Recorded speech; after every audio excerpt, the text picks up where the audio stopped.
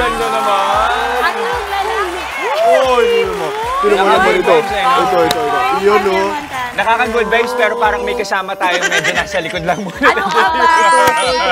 Ako talaga, I'm all for long distance relationship. LDR kayo. Tingnan mo, ikaw ang lalapitan ngayon. Cute eh, di ba? Pero bati muna tayo. Batiin mo natin. Allergy kasi si... Wala na. Ayun na ba? Kami bibigyan ng ayaw mo. I love you. Okay, bati mo na tayo. Go! Good morning, mga kapatid! December 21, mayak-ayabak sa mga kapatid natin dyan sa Pampanga. Nako, singlaki naman ang mga bisita namin today. Kita nyo naman, tingnan si Maui. Hirap na. Singlaki ng mga bisita namin. Ang ihahatid naming good vibes ngayong Huwebes. Kasi naman, pag ito yung bumungad sa inyo, katulad na lang nito ni Pancake at ni Muffin, sigurado naman mag-good mood ka naman talaga. Oo, sinabi mo pa, Jess, napaka-cute talaga. I'll tell you, we have 13 dogs, I think, at home. Lahat ng anak ko talaga, favorite sila. Si Mami lang ang medyo takot.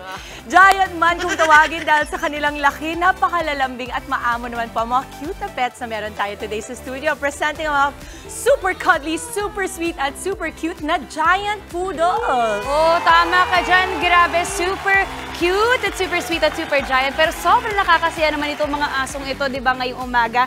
Para lang sa ating mga kapatid, alam niyo po ba na itong giant poodles na ito ay tinatawag ding royal poodles. Alam niyo na, royal sila. So mga medyo pang ano sila, no? Royalty. Native ng China ang breed na ito, pero marami rin ito sa Russia na lumalaki ng hanggang 32 inches o hanggang 3 feet. Ang laki! 3 feet. Tapos yung bigat niya, umaabot din na hanggang 90 pounds o 40 kilos. Mabigat. Pero kaya ko naman kasi nag-gym ako, alam mo yun.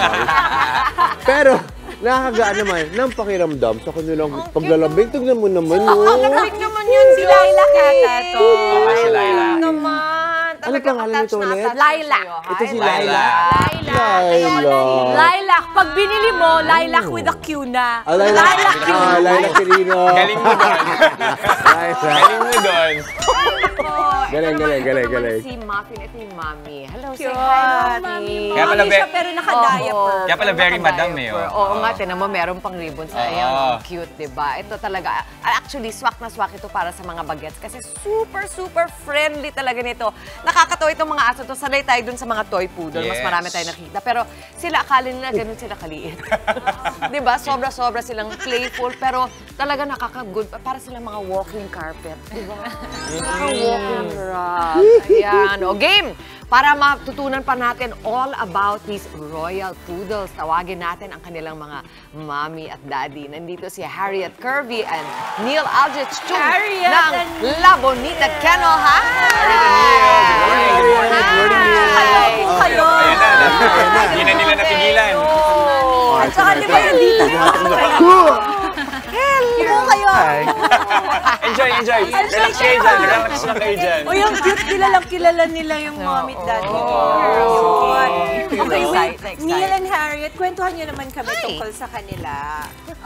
So at home we have sila, and then we still have one more na giant poodle and a pug. And then a mini poodle. A pug? Yes. Parang naligaw. Bakit may pug? Siya talaga yung unang baby ko. What's the name? Bonbon. Bonbon. Pero bakit nyo naisipan, kung nauna yung pug talaga, bakit nyo naisipan out of nowhere na magkaroon ng poodle? I mentioned sa husband ko na I wanted a big dog. Kasi since... Sana maliit si Pug. Oo, since bata ako, sobrang pet lover kasi yung family namin. And then we always have small dogs. Sabi ko, gusto ko ng malaking aso. Ay, malaki talaga. And then sabi ko, we came across this sa giant poodle. Sabi ko, gusto ko ng malaking aso, yung pwedeng i-hug, katabi sa bed. So yan, nakuha namin una si Muffin, tsaka yung isa pang dog na naiwan sa bahay kasi in heat siya. Ayan. And then yan, ngayon, nagkaroon na ng ganito. When Muffin gave birth, actually we have 7 pa na puppies. And then yung 4 na rehome na. Okay. So cute. So yung nakikita natin sa ating screen. So, yan. Ay, grabe. So, that was a before and after puppy. as a Ilang taon puppy. na si Lilac? Si Lilac, she just turned 5 months. The puppies just turned 5 months. Just 5 months, Laila. Pero full grown na to. But giant poodles can grow up to 2 years old. Okay. And then yung dad nila kasi from Vietnam pa. So they are bigger pa. If you check yung size, almost same size na sila si Muffin. So paglaki, mas malaki pa sila kay Muffin. Eventually. Oh my God. Yes. Ito nakakatawa to si Pancake na ngayon parang lap. Kala niya talaga lap dog siya. Ang cute-cute May nila. iba naman, bilang lahat naman sila behave, ano? Pero meron ba dito na iba ang character na medyo mas makulit or mas playful? Kasi napansin ko, si Montana. Yeah, si Montana. Medyo maano siya, ano? Magalaw, tsaka playful. Gusto niya laging pinapansin siya. kaya. Gusto niya laging nakahug, gano'n. Twice na almost na-rehome siya. Talaga? Talaga? Kasi sobrang pagpunta sa kanya, they wanna go doon sa tao. Iyan sila nung maliliit. Ayan ba sila? Ito, si Esat month ago Montana, si siguro. Lilas. Yes, Oy, ang cute. Ang cute, ano? Pero ang bilis nilang lumaki. Yes. How are they with babies? And yung maliliit na bata? Ay, Kamusta sobra. sila? Sabi ko nga kasi when we go outside, gusto ipet ng ng mga puppy, ng mga Bata. kids. Oo. Sabi ko, yes, sobrang friendly sila sa kids. So safe, very safe. And then, at the end of the day, it still depends on how yung owner palakihin yung aso pa din. It is true. I was telling you, di ba, na ako kahit takot ako sa aso, meron kaming maraming dog sa bahay at sanay na sila sa akin. Kasi nga, alam nila na, itong mami namin na to, medyo ilag siya sa amin. So, alam mo, pag gagalaw ako, magsa-stop din sila. Alam mo yun, pag dadaan ako, stop din sila. Tapos pag gaganyanin ko sila, relax din sila. Pero pagdating sa mga anak ko, malikot sila. So, I think alam nila how to adapt. Yes. Pero how are they also with other pets? Kasi meron din kayo ibang breeds ng aso. Okay naman sila. Yes, okay naman. Actually, we've been getting a lot of inquiries na how are they if with American Bulldog or Golden Retriever. Sobrang okay. They can go along nang walang problema. How about corgis? Yes, Kasi we have a oo. corgi. Okay din? Pero mahirap bang i-maintain? Kasi grabe yung fur nila, oh. Anong klaseng care ang kailangan nito? We go to professional groomer talaga twice a month. And then every day kailangan suklayin kasi hindi sila pwede mag-mat. Kapag nag-mat sila, magbubuhol, magsusugat. So, Tsaka masakit yun sa kanila. Yes. Oh my God, super Stressful cute! for them. Tsaka pag ginawakan, grabe yung texture. Daddy, kwentuhan mo kami nung paano ang papakain sa kanila. Parang doble yata ang dog food na kailangan. Pagkain, siguro. For this one, kasi pag adult, twice a day lang. Okay. For the puppies naman, 3 times a day. Tapos yung regular, yung kibbles lang, ganun din. We mix it with kibbles, and mix it with giniling, pork liver, Hindi sila mapili. vegetables, carrots, sayote, gano'n. So parang mas madami yung pinapakain mo sa mga growing kesa doon kay mami. Yes. Ito, kanina, pag-usapan natin yung grooming. Ayan. Paano Umupo ba na siya, halimbawa? nakita niyo Ayan na, na, na-ready na siya. Ang cute naman ni Muffy. So, paano ba normal na? Baka mamaya matanggal ko na. Hindi. Not normal. Normal lang. Okay. Cute si Muffy. Tapos yan, sanay silang sinusuklay. Talaga? Mas gusto Malamig nila. din kasi. And ito, we have video na yung pag wino-walk nyo sila na sama-sama. I'm sure lagi kayong parang Parang Parang ate, parang mas sila yung winowalk. Winowalk nila kayo. Paano kayo? Kasi parang sila yung Totoo yan. nauna eh. Pero sobrang sanay sila sa tao, no? Napansin ko. Yun din, I always say kapag may mga nag-inquire na these puppies, you have to socialize them. Yeah. Hindi lang yung giant poodles, even yung mga Aspin, other dogs actually. If you socialize them ng tama, walang magiging problema with other people or with other dogs. Paano yung tamang pag-socialize? Ano yung mga just a few tips na pwede natin matandaan for the new mga bagong dog owners? As much as possible, you bring them out as early as 3-4 months. Winowalk mo talaga sila outside. You give time for them para silang mga anak mo talaga na tao. Okay, para you bring them out para nakakakita sila ng ibang Yes. tao, ibang aso. Doon naman sa mga halimbawa din sa ibang tao naman, pag nakita yung inyong mga poodle, meron ba silang dapat tandaan when interacting? Sa giant poodle, so far wala akong problema with holding them. Basta nagpapaalam sa akin. Yes. Oo. Kasi always naman sila in a good mood. In fairness talaga. At saka hindi ba sila matahol? No. Pansin ko wala pang tumatahol. Simula Unless naglalaro or gusto nilang magpapansin, hindi sila tatahol. Parang type nila yung mga bling. Tignan mo lahat sila. sanay na sila. Bedazzled sila eh. Siyempre po lilac kasi lilac siya. Sobrang cute. Yung mga necklace nila, these are my small business ko siya. So I sell mga necklace for dogs. Kasi meron kami community for mga pets sa Instagram and we sell yung mga yun, mga yan, capes, ganyan. Hindi ako directly, ako necklace lang, but I have friends, ganyan. Every December, we have a bazaar. Yan, ng mga pets. So, yun, may mga mabibili kayo kung ano-ano doon. Sa BGC yun nangyayari. So, ayan, para sa mga dog owners, pag gusto nyo ng mga pang-abubot lang sa inyong mga alaga, just contact them. Muli, maraming salamat. Thank you. Harriet and Neil ng La Bonita Kennel. Thank you very much, mga kapatid. Sobrang saya. Nandito yung mga food. Okay, gaya na lang ito, malahiganting saya, ibabahagi natin today. Tara na't salubungin ang Webes ng May Ngiti at Pag-asa. Ako po si Jess De Los Santos. Isang magandang araw na naman po para yakapin ang inyong mga minamahal sa buhay. Huwag mahiyang magpaka-sweet. Huwag na magpakipot. Promise, nakaka-happy po talaga. Ako po, sa Dimples Romana. Ay, sobrang totoo yan, Mama Dips. At lalo na ngayong holidays, ang good cheer. Lagyan na rin natin ng dash of inspiration and motivation. Let's celebrate each other, kapatid. Ako po, si Maui David. At tulad ng ating mga bisita today, igol ang extra happy and playful. Diba? Mag-breakfast for energy. Gawin. At samahan ang inyong paborito morning kasalo. Ako po, si Justin Quirino. At syempre, mauna sa ating mga balita sa frontline sa umaga, mga mainit na update sa ilang pangyayari sa loob at labas ng bansa. Ako po si Chiki Roa Puno. Kaya naman ang masayang bati namin sa inyo, mga ate, kuya, nanay, tatay, lolo at lola. Good morning, kapatid! Okay, grabing pampahappy to to start our show. Pero marami pa tayong ibibigay sa kanila, Mami Chiki, para mas maging happy ang kanilang Thursday. Oo naman, ngayong season of giving, di ba? Dapat ang pagbibigay kusang loob at mula sa puso. No tayo sa mga namimilit ng mga ninong at ninang na magregalo sa kanilang mga inaanak. Yung namimili pa kung ano ang ibibigay sa kanilang mga anak. Nako, pag-uusapan natin yan sa Payong Kapatid. Yan. At kung ang hanap naman ay pampa-extra pa sa handaan ang dessert, huwag kalimutan. Ito, yummy at nakaka-less guilty panghimagas na Mango Graham. Ihahanda sa atin ni Doc Dex sa ating sandok ni Doc. Eto pa po, isang panalong nakakadagdag pa ng pampasaya ang champions ng PBL All-Filipino Conference Creamline Cool Smashers! Yes! Makakabanding po natin live na live mamaya. At dinan pa natin ang pagiging season of giving ng holidays. Let's give some love at new home para silang na-rescue ng mga aso na nangangailangan ng bagong pamilya. Kaya naman, may dogs for adoption tayo mamaya. At sa mga umaaksyong balita naman sa frontline sa umaga, mga humahabol para makauwi sa kani-kanilang probinsya para sa Pasko, dumarag sana. At sa iba namang balita, sa mga nagpaplano po diyang maglechon sa Noche Buena at Medianoche, nako, kahit na po dahil ang presyo ng lechon, tumataas na rin. At sa showbiz, kauna-unahang horror film ni Piolo Pascual na Malyari. Nag-grand premiere na, celebrities at fans dumagsa.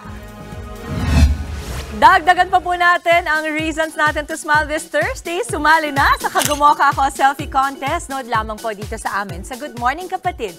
Saka naman po, sumelfie habang nanonood ng ating programa. I-private message lamang po yan sa aming official Facebook page, that is Good Morning Kapatid. Ang mapipili po namin extra cute selfies magwawagi ng 500 pesos worth of load. Kaya naman, Kagumoka, go and selfie na. Tuloy-tuloy lang ang pagtutok, mga kapatid. Magbabalik pa ang inyong paboritong gasalo sa umaga. Good morning, kapatid!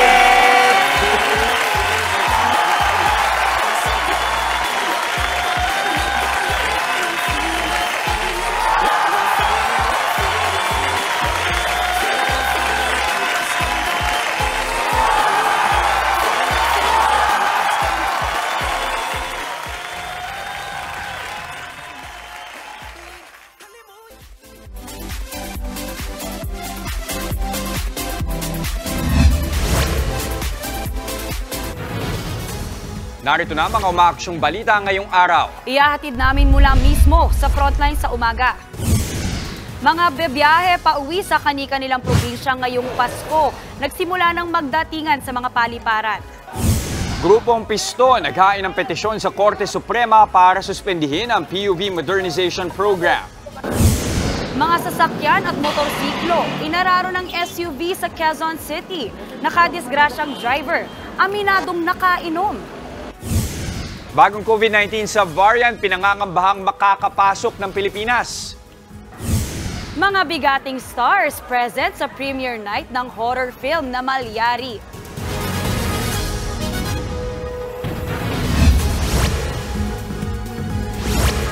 Sunod-sunod ang maintenance sa NAIA para masigurong hindi na mauulit ang nangyaring shutdown ngayong dagsa mga pasahero sa paliparan.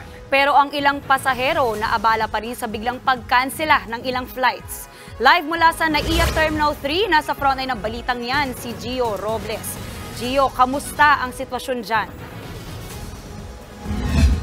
Maui, kanselado nga ang ilang flights dito sa NAIA dahil sa masamang panahon sa abiso ng Manila International Airport Authority o MIA bandang 7:30 kanina. Apektado ang PAL Express flights Manila-Basco, Manila. Pero bukod dyan, normal ang operasyon ng karamihan sa flights sa NAIA kaya posibleng hihigit pa sa 2 milyong pasahero ang dadagsa dito sa NAIA ngayong buwan kumpara noong December 2022 sa dami ng mga biyahero na balak sulitin ang mahabang bakasyon ngayong Kapaskuhan. Karamihan sa mga babiyahe ay yung mga tinatawag natin, Maui, na domestic travelers o biyaheng probinsya, kaya alas 6 pa lang ng umaga kanina, tuloy-tuloy lang ang pagdating ng mga pasahero na paalis ng Metro Manila. Ayon naman sa Civil Aviation Authority of the Philippines o CAAP, tataas ng 8 hanggang 10% ang bilang ng mga babiyahe sa 4 na terminal ng NAIA. Mas mataas yan ng 150,000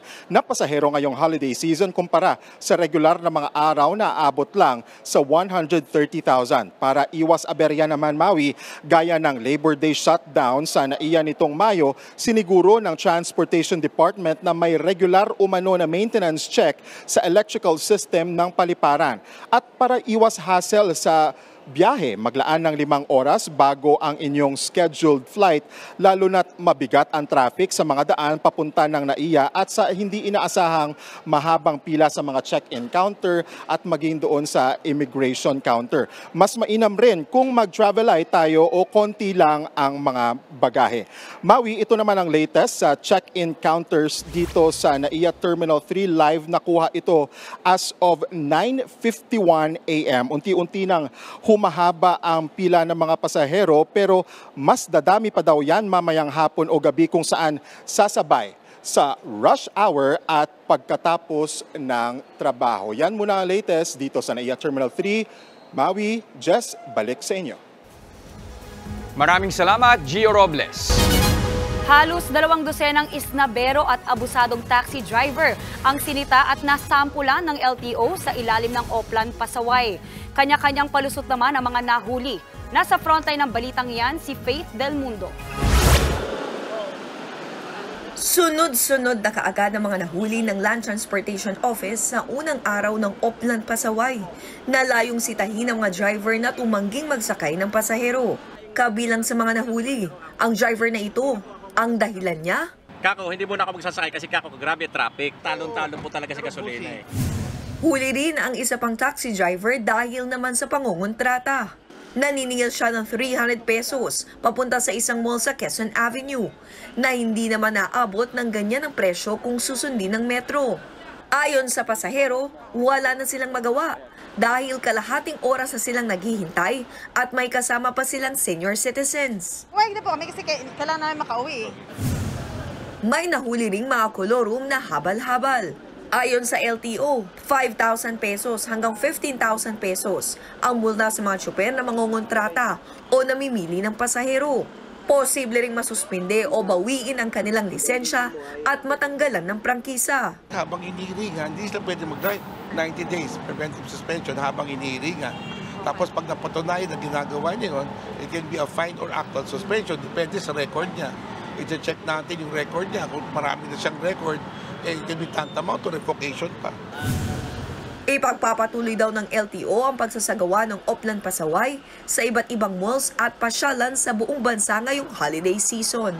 Samantala, hinihikayat naman ng ahensya ang mga pasahero na i-report sa kanilang tanggapan ang mga isnabero o mapang-abusong tsuper.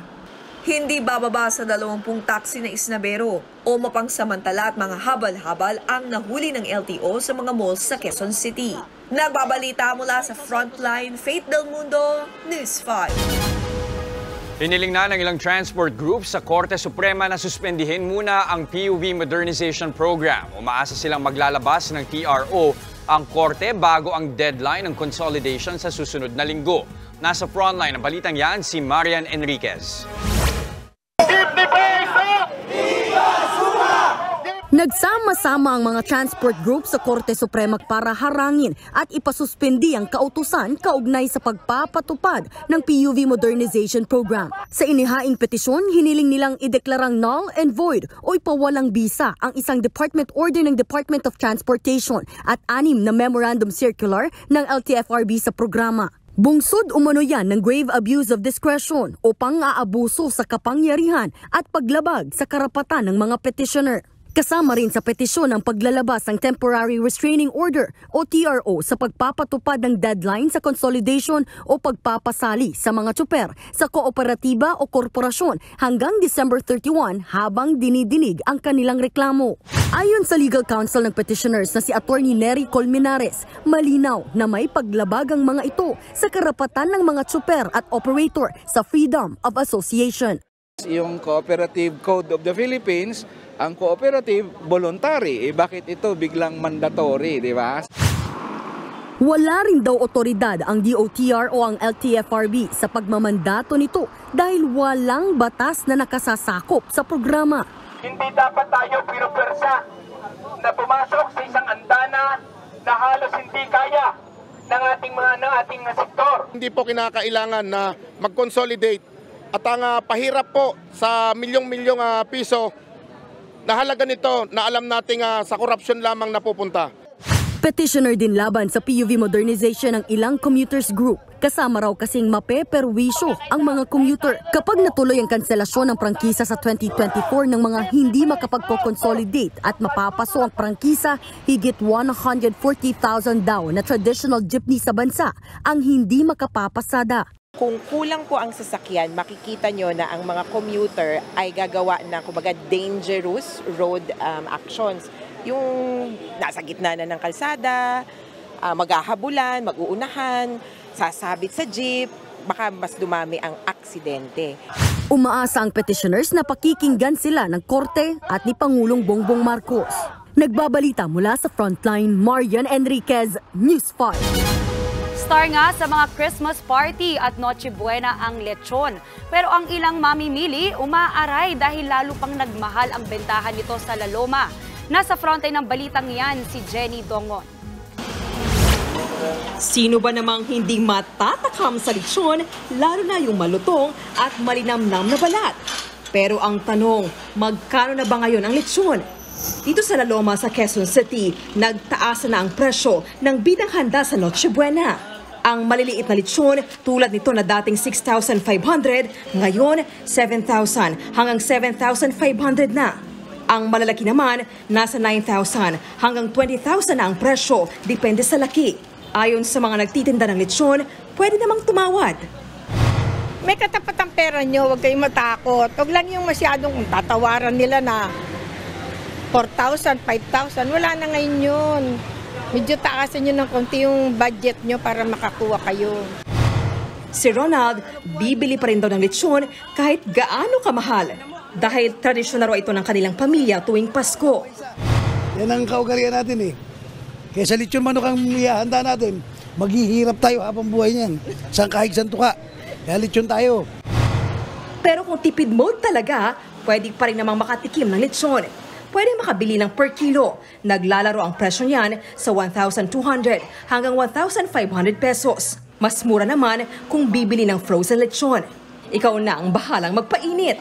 Nasa 1,000 pesos ang per kilo niyan.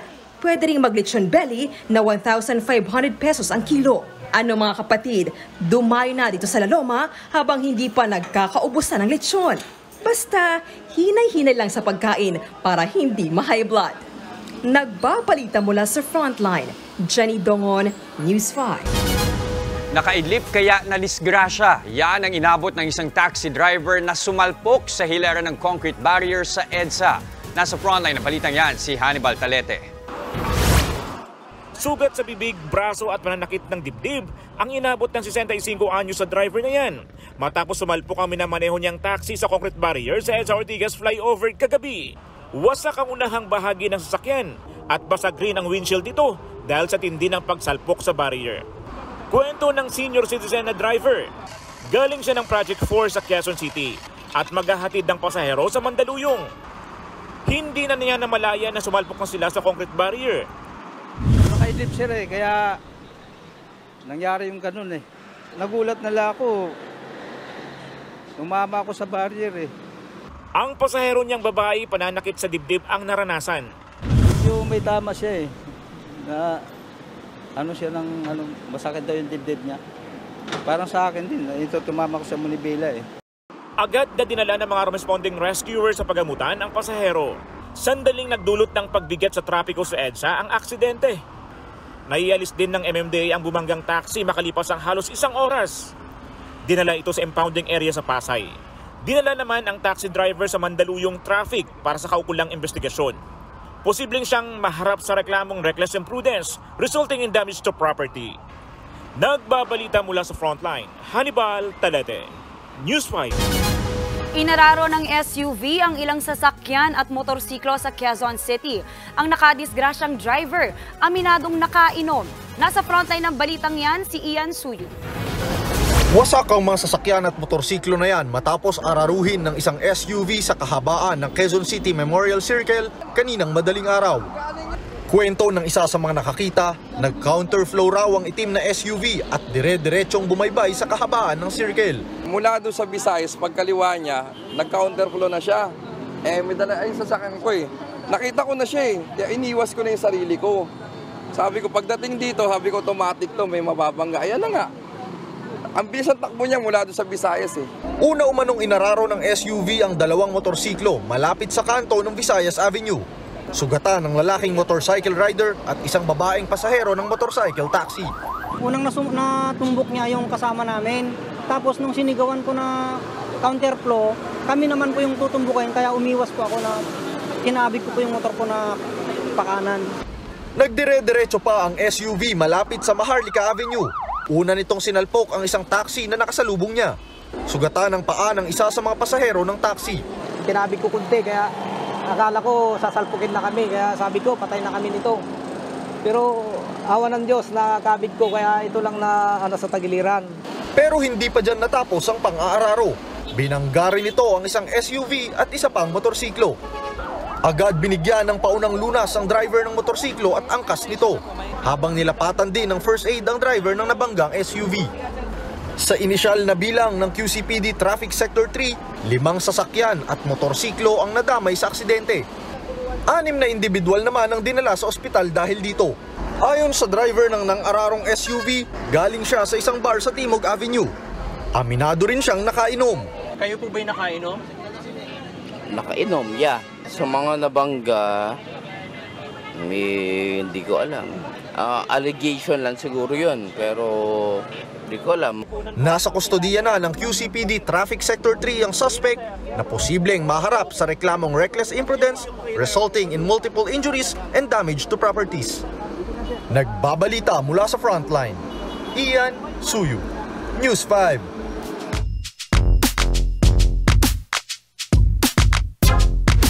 Nakabalik na sa winning column ang Magnolia Hotshot sa PBA Commissioner's Cup. Ito ay matapos nilang pataubin ang Terra Firma Jeep 104-91. Sigurado na ang twice-to-beat advantage na Magnolia pagdating ng playoffs. Ito ang ika-8 panalo ng Hotshot sa loob ng 9 na laro, habang ang Jeep 5 sunod-sunod ng bigo. Samantala, pinataas ng Phoenix Fuel Masters ang tsansang makakuha ng twice-to-beat na bentahe matapos pasabugin ang Northport Batang Pier 113-104. Nanatili sa second seed ang Phoenix sa likod ng record na 7-1. Nalaglag naman sa 6th seed ang Northport na 5-4 na ang record.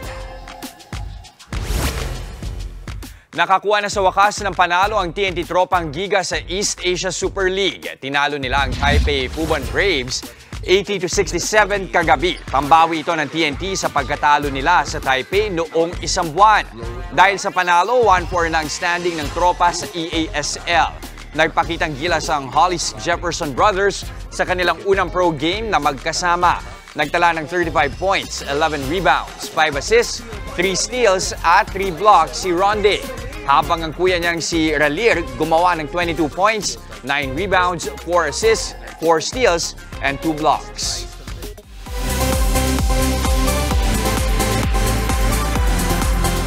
Bigating mga celebrities naman po ang dumalo sa premiere night ng Metro Manila Film Festival entry na Malyari sa Mandaluyong.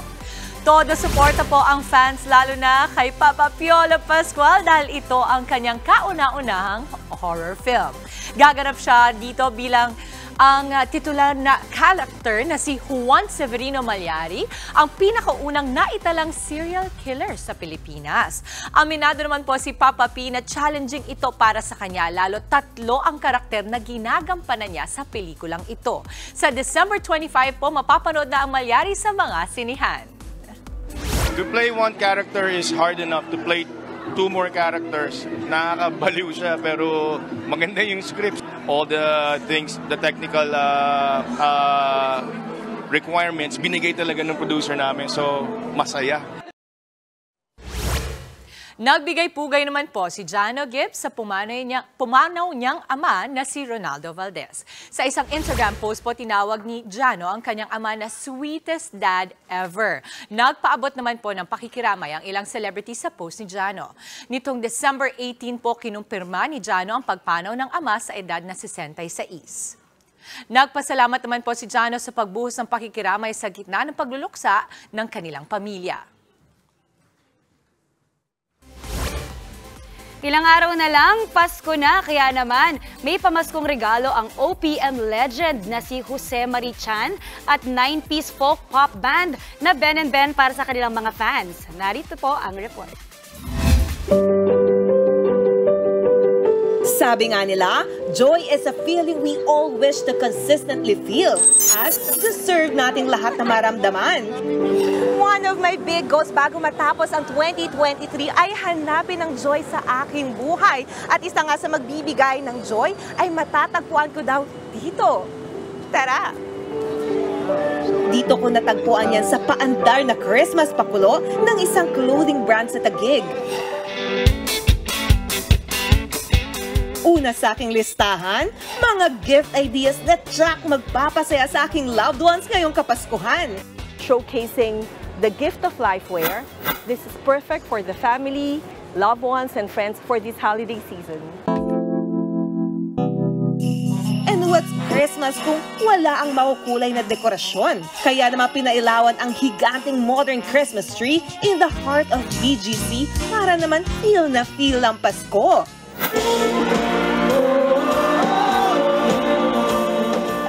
At para naman extra special ang gabi, may free mini concert pa mula sa mga naglalakihang OPM icons. Kilig na kilig ang fans sa 9-piece folk pop band na Ben & Ben at father of the Philippine Christmas carols na si V. Jose Marichan. At eto pa, may pahabol pang regalo ang ating mga iniidolo. Presenting ang bagong Christmas jingle ng sikat na clothing brand.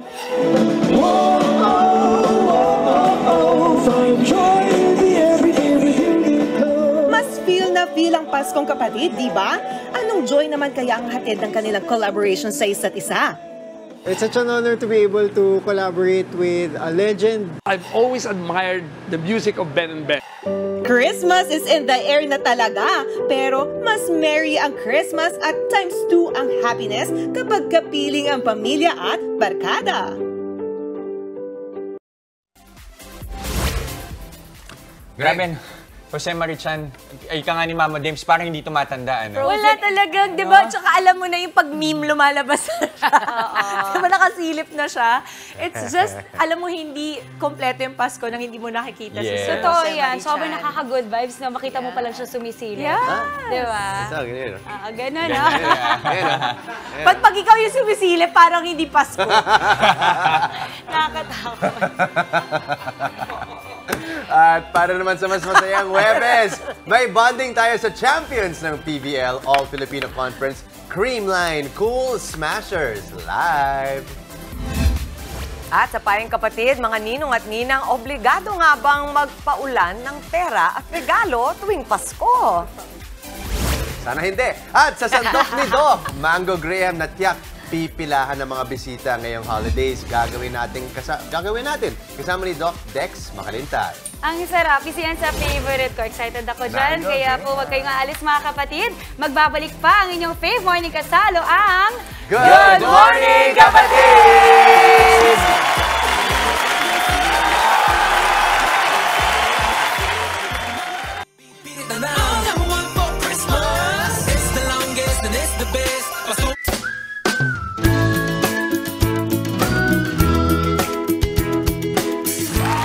Good morning mga kapatid. Naku, ilang days na lang. Christmas na. Mami Dimps, anong favorite mong dessert pag Pasko? Ako, favorite ko talaga yung halo-halo. At saka yung mga mais con Halo-halo? yelo. Ganyan. Leche flan. At itong ipe-prepare ni Doc Dex na organic. Lahat organic ba, Doc? Hindi. Kailangan ba? Kailangan Ito ba? ay mango graham cake na napakadaling gawin. Yes, napakadaling gawin lang nito. Step by step with Doc Dex. Step by step with Doc Dex. Let's go. O, meron tayong lalagyan. So, sabi nga natin, kinakailangan moderation, variety, and balance. So, hindi po pwedeng sobrang daming gagawin natin at sobrang daming kakainin natin. So, meron tayo ditong kaya nga mango graham. Meron tayong graham na crushed. So, lagay lang tayo dito sa ating... ang crushed quinoa. Hindi, graham talaga siya. Graham. So, baka may magtanong, bakit Doc Dex nagbibigay ka ng matatamis sa amin ngayon? No? So, kailangan lang talaga natin i-strike yung balance between sweetness and yung your proteins, your fats. Kasi katulad ng may mga balita nga rin kasi na mayroong mga nag-hypoglycemia din. So masama din naman ang sobrang bagsak ang blood sugar din natin. Yun. So hindi naman masama na kumain kayo ng matatamis basta moderation, variety, and balance lang. Wait, ang tanong ko lang, Doc Dex, para kasi napaka-importante sa akin dahil moderation. Ito bang isang to ay paghahatian ng pamilya or isang tao lang to? Hindi. This one could be for 2 to 3 people. Ha? 2 to 3. Yes. Okay. Sa isang kasi kung titingnan natin, kung tumataas yung blood sugar niya, hindi rin maganda na sobrang dami ng inyong gagawin. So, Doc, pag ganito kaliit, like the palm of your hand, 2 or 3 people. 2 or 3 people. Okay, No? Well, more of the palm na yan. Kasama ng daliri din. So, yan. So, ito naman, pwede nyo lagyan ng konting condensed milk. Konti lang. So, konti lang. No? Hanggang sa magbuo-buo lang siya. Okay. And then, ito ay ating pag-mix lang natin siya. So, again, para mag-thicken siya. Para mag-thicken lang siya at saka maging cake lang ng onti yung kanyang texture. At pagka natapos na, meron na tayo ditong ganitong itsura. Yan. Prepared tayo. And then after that, talagyan na natin siya ng mangga. Okay. So, itong mangga natin, so this would give us your... Galing ba itong lipa? Hindi. Hindi ito galing ng lipa. Yung ginawa ko, galing ng lipa. No? So, ito naman ay galing dito lang siya sa Mandaluyong. So, lalagyan lang natin dyan yung ating mangoes. Native sa Mandaluyong. Na kailangan kinot up na. Na kinot up na natin. And then after that, meron tayo ditong pinaghalong all-purpose cream and then a konting mango puree din. So, nag-puree tayo ng mango. Yung puree parang bine-blender. Yeah, parang binlenderize lang siya. Okay. Tapos, nilagay ko na siya dito. And then, ito ngayon, ito na yung ilalagay natin sa ibabaw niyan. So, ilagay natin sa ibabaw. Kahit ito na lang din gamitin natin. Hanggang sa mapuno lang siya. Okay. So, hanggang sa mapuno lang siya ng mapuno. Pagka napuno na, edi puno na. Edi puno na. Pagka napuno. Dami ko natutunan kay Doc Dex. Alam mo, ang galing talaga ng doktor natin. Minsan tatanungin ko kung paano maging pilosopo eh. Pagka napuno na natin yan, okay din naman yan. Doc, ang gusto ko malaman, gaano katagal ilalagay sa freezer to? Yan. Ito, pwede mo ilagay sa freezer for 2 to 3 hours and then pwede na siya. Kailangan sa freezer talaga. Pag gusto mo na agad na makain siya. Paano pag sa ref lang? Pag sa ref lang, 6 to 8 hours. Talaga? Nag-ano na yun?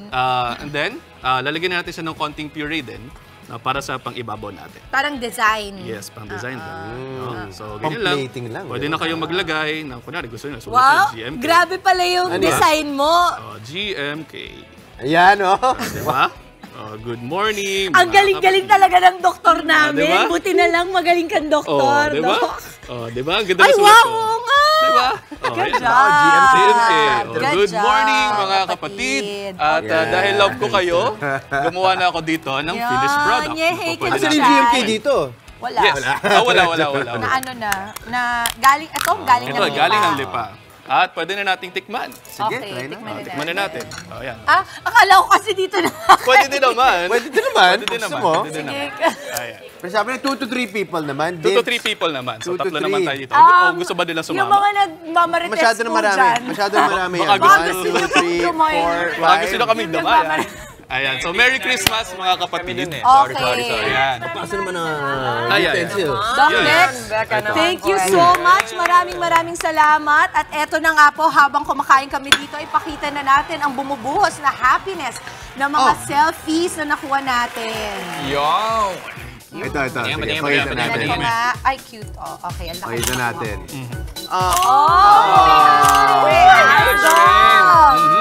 Ang cute, piniflex rin nila yung mga nila, pets and aso and puppies. Wow, parang maraming natuwa sa ating mga guest doggies. Right. Kaya mo, lalabas pa natin sila mamaya.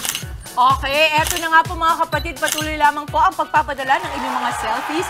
Ilagay na rin po kung nasang lugar o probinsya kayo naroon para sa chance na manalo ng 500 pesos worth of load sa ating Kagumokha Ko Selfie Contest. Justin?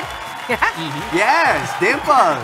Mamaya, ibibida naman natin ang mababait at extra cute ding mga aso na sagip ng Animal Kingdom Foundation.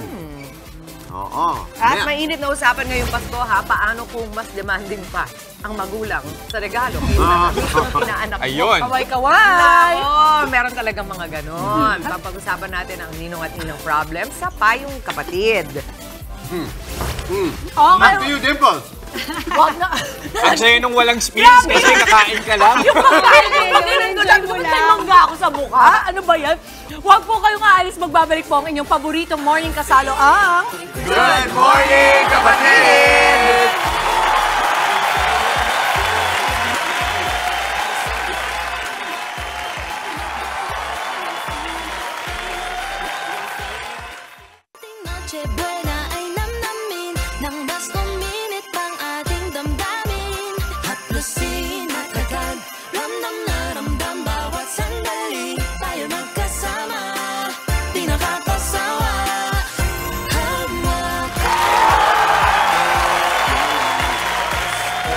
Kapatid, nakagawian na ng mga ninong at ninang na magbigay ng regalo at aginaldo sa kanilang mga inaanak tuwing Pasko. Masaya yan eh. Pero paano kung mas marami pang request ang magulang kaysa sa mismong inaanak mo? Panoorin ang aming Payong Kapatid.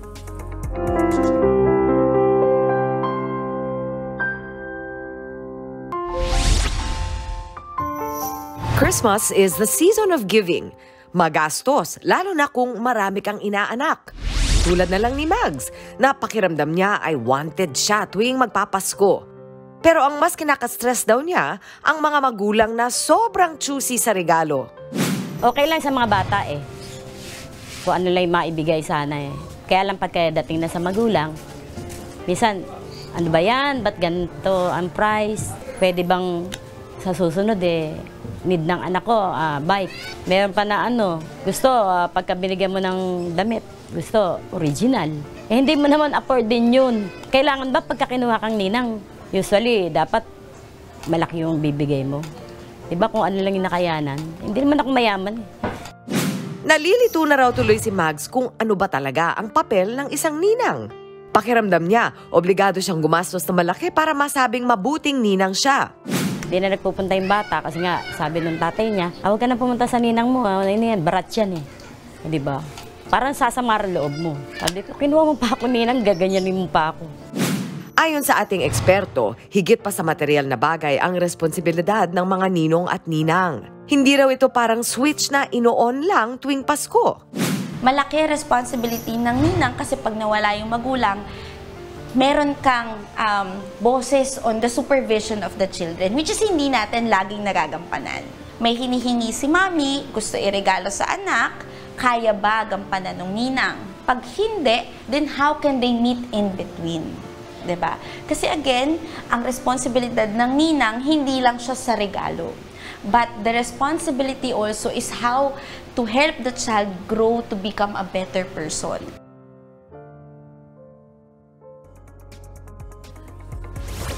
Totoo yung sinasabi ni Coach Ri. Pero syempre, kailangan natin intindihin yung mga bata. Kung mabata sila, usually talagang hahanap sila ng pinakamagagandang laruan, pinakabagong damit, at na-associate nila sa ninang yan. So I think nasa atin ng mga magulang na ipaalam sa kanila kung ano ba yung talagang kahalagahan ng ninang. Ikaw ba, pag namimili ka ng ninang para sa mga anak mo, ano yung mga hinahanap mo? Ako, mami, ano talaga ako, very particular kasi syempre 20 na si Kali. So medyo na-exercise na namin yung pagiging ninang-ninong ng mga anak ko. So kay Cal, ang mga talagang favorite niyang ninang niya si Bea Alonzo. Because si Bea, nung bata si Cal, hindi sila masyadong nagkikita kasi busy rin si Bea at hindi ko rin siya nire-require. Pero kasi yung mga ninang-ninong ng anak ko, kinukuha ko sila for very specific reasons. For example, kay Cal, pag tumanda siya, gusto ko yung ninang na makikita niya works very hard, very independent. So kaya nandyan si Bea noon kasi bata pa kami. Pero si Paula Peralejo, ang gagawin ni Cal, pupunta, hindi ako nag-require kasi ng regalo every year, no? Pero si Kali, ang gagawin ko, tatawag ako kay Paula, Leng, pwede ba kaming pumunta? Pupunta siya, alam mo, nakapambahay lang kami, magsa-stamping sila. Mahilig kasi si Paula ng mga arts and crafts. Yun ang favorite ni Cal. So dahil hindi ako magaling sa arts and crafts, yung ninang na mahusay sa arts and crafts, ang lagi namin pinupuntahan. Sabi ko sa'yo, may pool si na Paula sa bahay, si Kali, tatalon siya doon kahit wala siyang pamalit. So, mga ganun ang gusto kong ninong-ninang, yung pagtumanda sila, present sila kahit hindi lagi. Para lang, kumbaga, yung mga characteristics sa mga ninong-ninang na kinuha ko sila para sa mga anak ko, maipasa nila sa mga anak ko. Ganon. So, hindi ako masyadong mag-gifts kasi... Hindi material. Hindi, kasi ang sa akin, ate, parang nagtatambak sa bahay. So, ang nangyayari, yung bata, natututunan niya yung konsepto ng labis-labis. So, pag wala siyang nakukuhang regalo, feeling niya malungkot yun. So, hindi rin ako naniniwala sa reward system. Pero saka na yun, usapan na yun. So, talaga sa magulang yan. Ikaw, Maui? Yes, yun, Mami. Yung question mo ba na ano ang pinagbabasehan ko? Someone with good character and values also. Kasi yun nga, yun yung maipapasa nila sa mga anak natin. And sobrang agree ako sa sinabi ni Mama Dims. At tulad din po nung sinabi niyo, Mami, kanina, na nasa sa atin yun bilang magulang na wag natin i-instill sa utak sana ng bata na kailangan may regalo para happy ang Christmas, no? Kasi it's really the values that are more important at the end of the day, ano? Kung ano yung ibibigay na mga ninong at mga ninang na mga mas pang long term. Amen! At syempre, bilang tayo rin ay mga ninang at sa ibang mga bata, yun din naman, parang bigyan din nating importansya yung maiiwan natin sa kanila na good moral values, a good example at inspirasyon, yun yung mas tatagal. Yung damit, yung laruan, kalalakihan nila. Pero yung inspirasyon, hindi. Very nice. Ang ganda-ganda. Ayan po, at mamaya, ito naman, bigyan natin ng bagong chance for a new family and a new home ang ilang rescued dogs ng Animal Kingdom Foundation. Ang kanilang kwento, abangan. Para naman po sa ating loading sikat na co-champions po ng PVL All-Filipino Conference Creamline Cool Smashers, Todd Carlos and Lori Bernardo, makikipagkulitan sa atin. Mamaya, ayan sila. Hello! Tuloy-tuloy lamang po ang good vibes kasama pa rin ang inyong paboritong kasala sa umaga. Good morning, kapatid!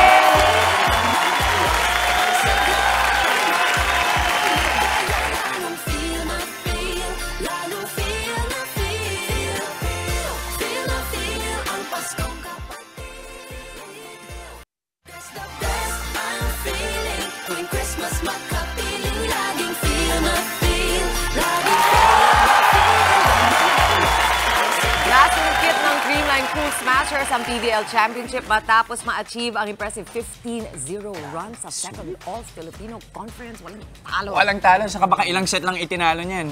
Diba? Bilang din lang. At kasama natin ngayon si Finals MVP Todd Carlos and middle blocker Lori Bernardo ng CCS. Good morning sa inyo mga kapatid. Okay lang ba? Nandito ang mga aso natin. Oo, papasilip natin kasi mga dog lovers din pala itong dalawang to. May aso ba kayo sa bahay? Shout out ka sa aso mo. Hi, Groot! Groot, ang ikaw, Lori, sa dog mo, bate. Hi, Hashi! Ay, nako. So, siguro nakaano na. Nakailang days na rin kayong na medyo nananamnam nyo na yung championship or nakalagpas na parang nagbumaba na ng konti yung excitement. So, eto, tanong ko sa'yo, tingin ko iba itong championship na to. Ang dami nyo na napanalunan. Pero there's something different about winning this particular one. No? Well, yes, we can say that. But yun nga, since with the absence of two key players namin, talaga nag-step up yung mga nandito sa team ngayon, sila Kyle, Sato, Lori. So, ang ganda lang ng dynamics ng team kasi kahit sino ipasok mo pwede. So, yun yung pinaka-grateful kami na really collective effort yung championship na to. How big of a pressure para sa yung Lori? Kasi nga, si Sed nagpunta ng Thailand.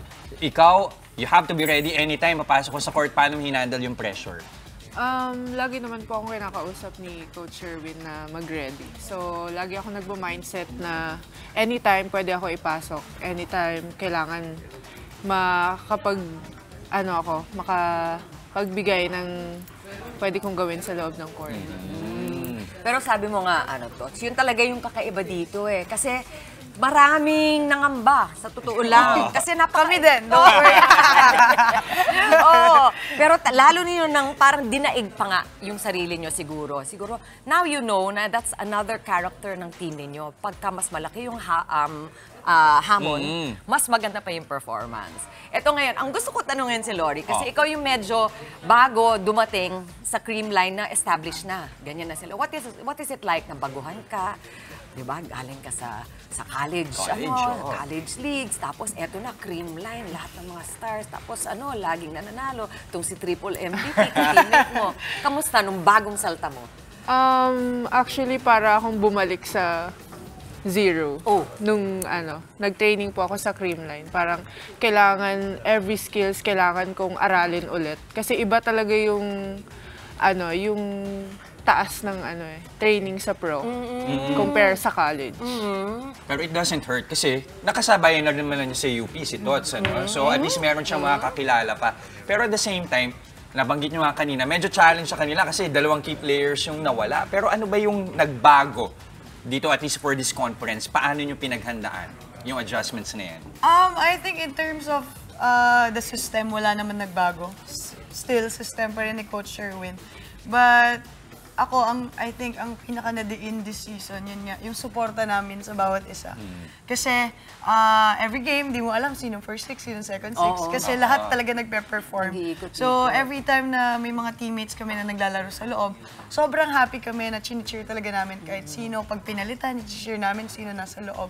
And yun, yung suporta namin, starting from the management, the coaches, yung kami sa isa't isa, ang ganda lang talaga nung dynamics ng team na nangyari for this season. Tsaka may kinalaman yun sa hair color nito. Hindi, pero ito, alam mo, panoorin mo sila every time natatapos ng isang set, uupo sila, di ba, Lori? Tapos nakapikit silang lahat para may inisip. Ano yun? Anong nangyayari doon? Nagme-meditate lang po. And kailangan lang po namin mag-isip kung ano yung discarding gagawin po namin for the next set. So in between sets, ginagawa nila yun? Nakakatuwa So whether natalo kayo sa previous set, ganun pa rin? Opo. Even before the game. Kahit na si Tots, na alam naman natin yung kakayahan ni Tots, ganun pa rin, di ba? Si Aiza, lahat kayo, ganun. Do you feel na kailangan ninyong parang i-shut off yung crowd? Kasi syempre, madadala ka rin, lalo na nung finals, Chocomucho versus Creamline, na talagang pinaka-popular na mga teams. Do you need to para makafocus kayo? Shut off nyo ba yung crowd? I think, mapapansin mo yun pag focus ka na parang yung crowd, parang outside noise na lang siya na parang it's there, pero mas kita mo yung opponent, the coaches, your teammates. So parang yung meditation namin more on calming ourselves. Yung composure, binabalik. So every after set, manalo matalo, we just go back to ourselves and reflect kung ano yung kailangan gawin, ano yung mga nangyari. And then we try to be better every set, every next set. Doon makikita na yung volleyball, it's not just a physical sport. Labanan din sa utak, no, to actually prepare yourselves. Pero at the same time, tinalo nyo naman lahat ng teams. I mean, Chocomucho, nakatapat nila sa finals. Pero sino ba talaga yung koponan na para sa inyo, yung personally, yung nahirapan talaga kayo? Ako personally, nahirapan din kami sa Petrogas kasi it was a 5-setter game. And nauna sila ng 2 sets. So parang yun yung for me na nahirapan kami. But also, believe ako dun sa diskarte nila coach na alam nila kung sino yung ipapalaro, alam nila kung sino yung ilalagay for this certain situation. So, yun, we will go back to the system na grabe rin yung, kasi tiwalang-tiwala din kami kay coach. Even in trainings, dinidiscuss niya sa amin kung ano yung mga plano and all. So yun. Pero super nag-enjoy kami sa game na yun kasi panalo kami tapos 2 sets down. So sobrang saya namin na parang, reverse. Finally, nanalo tayo. Yun nga, yung parang kala namin yung first loss namin. But in the end, nanalo kami. They find that talagang sineselebrate pa rin nila lahat ng kanilang mga panalo, even lahat ng mga set na napapanalo nila, as if hindi sila undefeated. I think kaya kayo na-appreciate na ng fans niyo. Pero isang tanong nga, ito tatanong ko. And marami naman kasi nakakapansin din. Si Tots, nung nasa college ka, magaling ka. Si Lori din.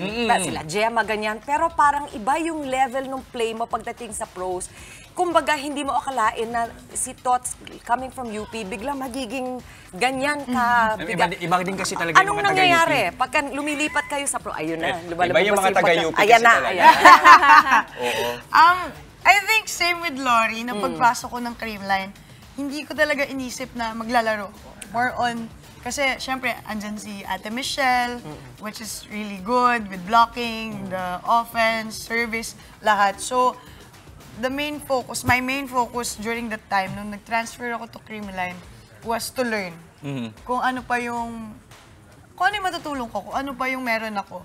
And true enough, just like Lori, pagpasok ko ng Creamline, back to zero talaga, na parang, sige, parang sponge na parang willing ako to absorb everything. Yun. So, yun. I think naging maganda yung mga pangyayari sa buhay ko kasi sobrang galing nga ng mga teammates ko.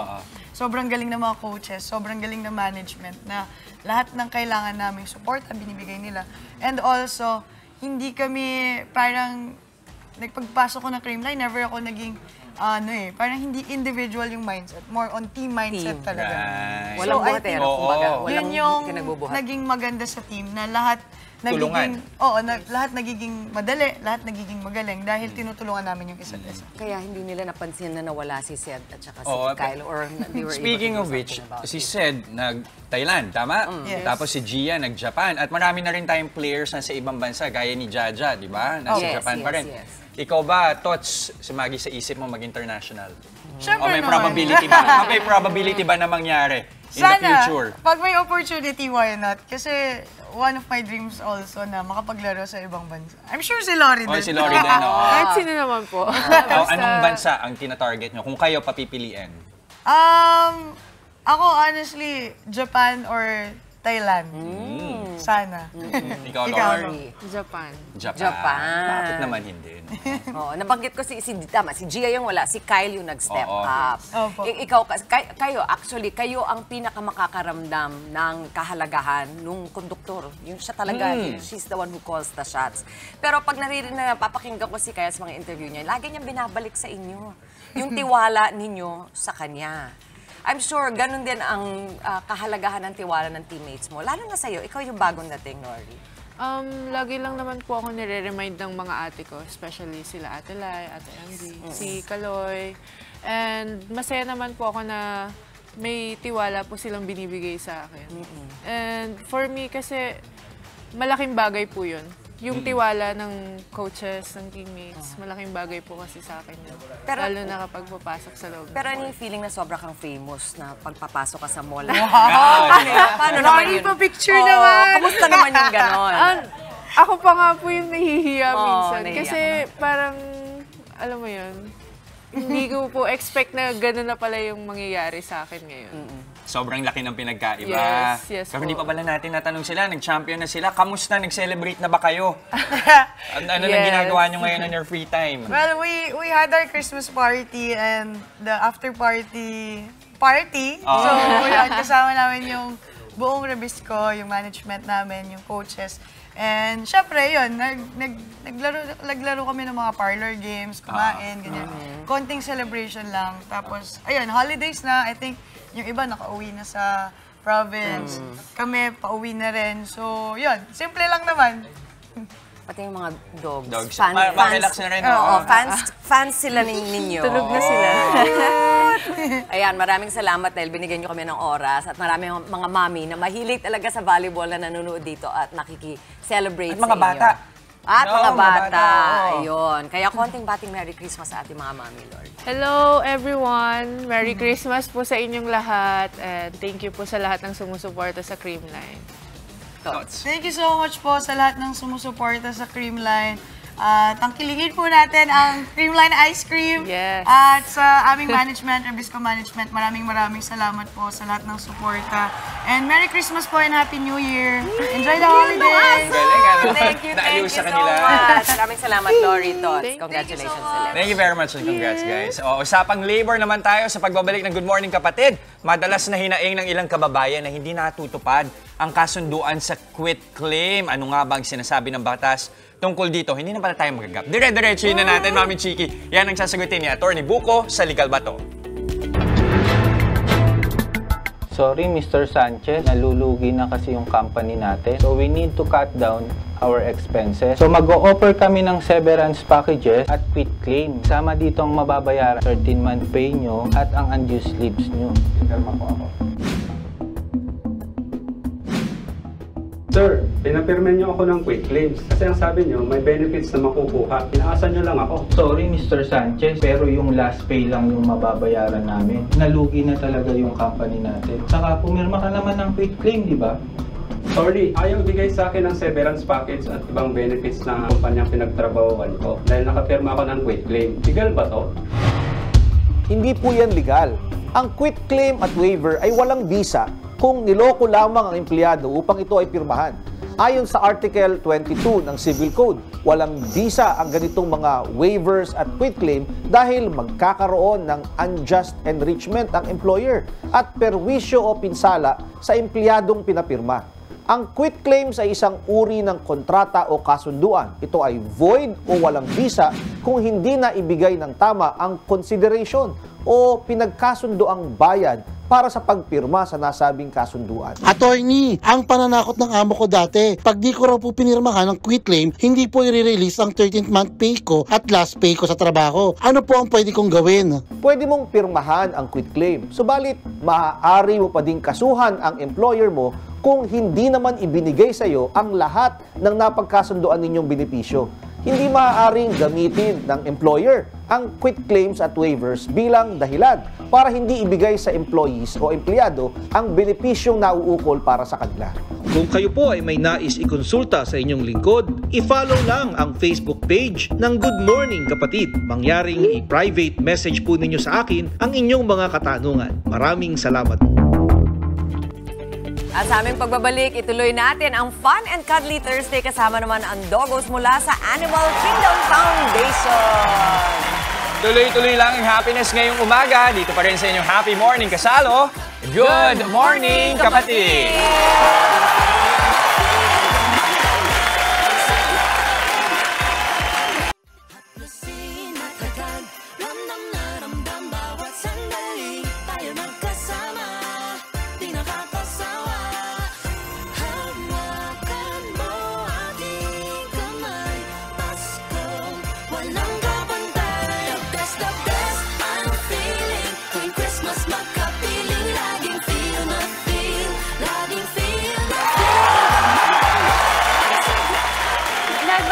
Ang Good Morning Kapatid, kung pagiging loyal at unconditional love lang din naman, sure na! Numero 1 na riyan ang mga dogs. At kaya naman, anumang uri o breed pa man, deserve na bigyan sila ng wala ring kapantay na pagmamahal. Oh, totoo. Ito naman si Lucky, oh. Sobrang cute niya. At para pag-usapan ng kanilang advokasya, makakasama natin ang Program Director ng Animal Kingdom Foundation, Attorney Heidi Kagiwa. Good morning. Magandang umaga po sa inyo. Magandang umaga. Magandang umaga po sa inyong lahat.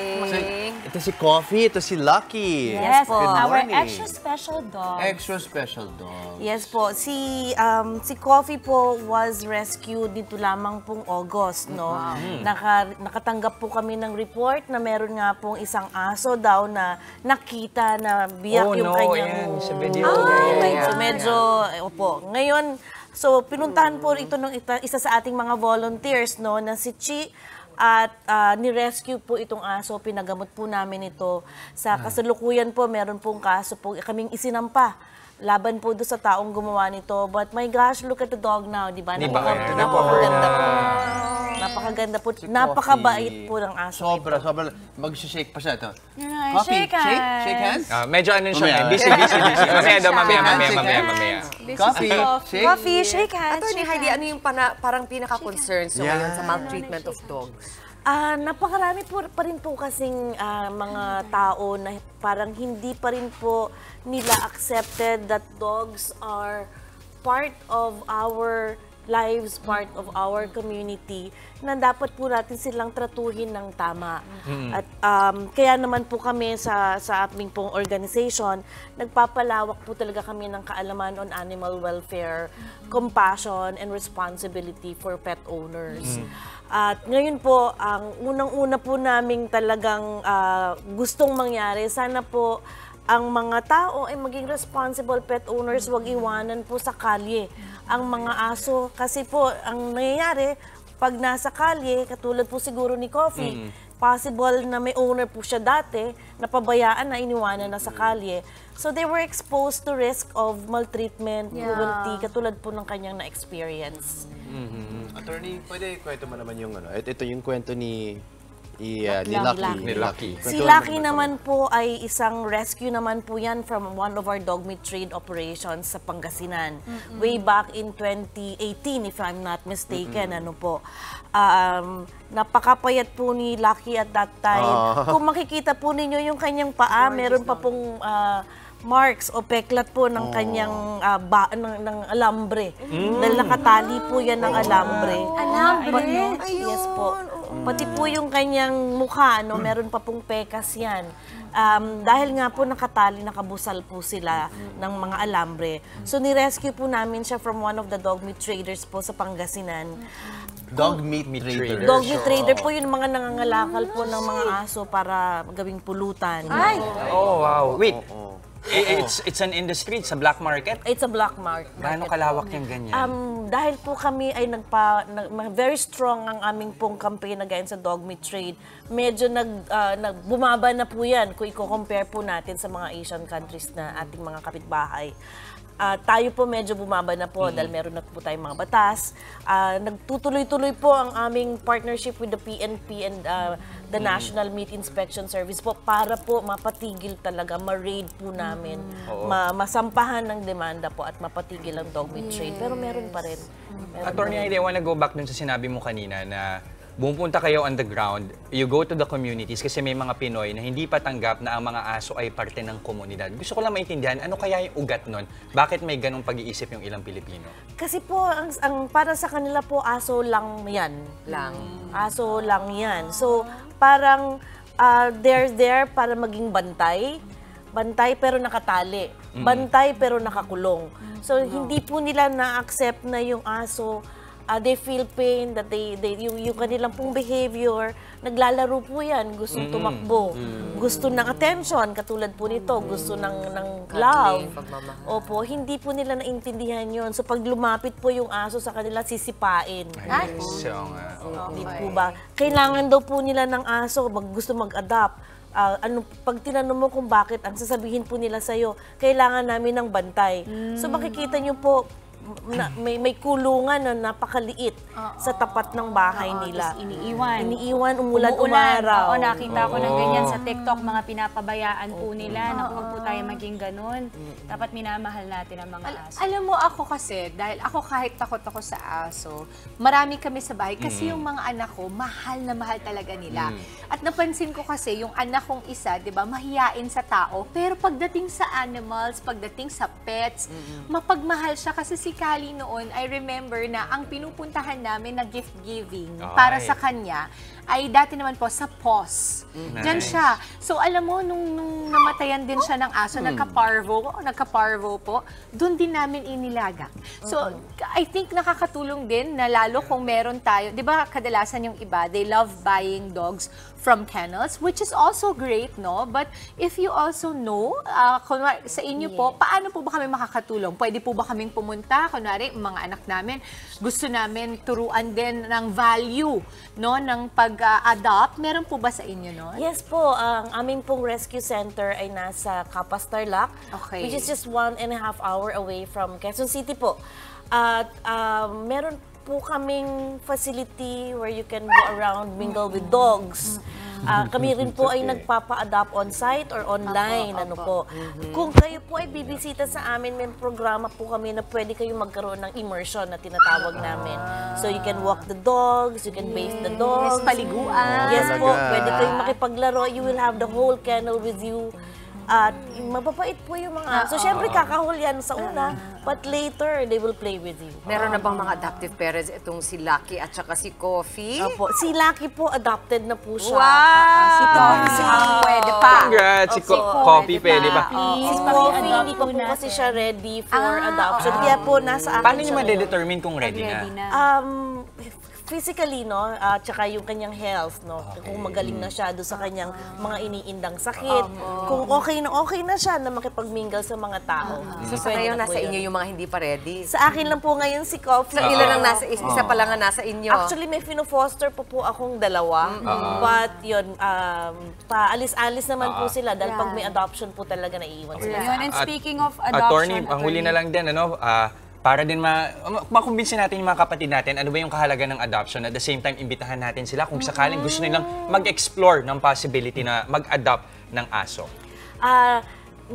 Nakikiusap po ako sa ating mga manonood na please adopt, don't shop. No? Marami po kaming mga alagang aso at pusa sa aming rescue center. I-consider niyo po sila dahil sila po ay napakabait, napaka-loyal. And of course, as much as possible, we try to make sure that all these dogs are ready for adoption. Kapon na po yan, ready na po talaga sila. Meron tayong wishlist na pinapakita. Ito po ang pwede niyong i-donate sa AKF na magagamit niyo rin. Yes po. Kailangan po natin yung mga wishlist po na nakalista po dyan. Dog food. Pagkain, yung mga lumang collar, kahit luma po, okay lang, mga used na pre-love, towels. Ayan, maganda yan. Sige, ipadala nyo lang po. Saya. Pati po kalabasa. Uy, pati kalabasa. Ayan.